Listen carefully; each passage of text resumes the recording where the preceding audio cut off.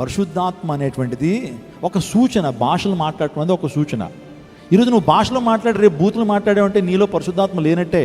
పరిశుద్ధాత్మ నీలో ఉంటే పరిశుద్ధంగా జీవించడానికి నువ్వు ప్రయత్నం చేస్తావు, పరిశుద్ధంగా జీవిస్తావు. అదును చేయండి నా ప్రియదేవజనాంగమా. అనేక మంది రకరకాలైన బోధలు, రకరకాల కల్పించేటువంటి బోధలు నేను ఆల్రెడీ చాలా సందర్భాల్లో చెప్పాను.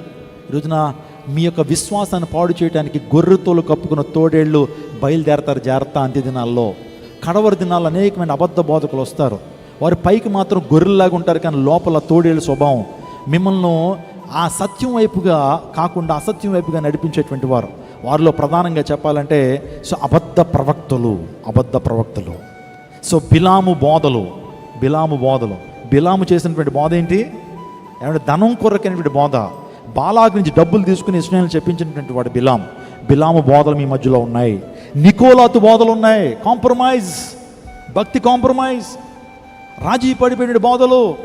ఆ తర్వాత ప్రవక్తిని కాకపోయినా ప్రవక్తని చెప్పుకుంటున్నటువంటి యెజబెలు బోధలు మీలో ఉన్నాయి. జాగ్రత్త.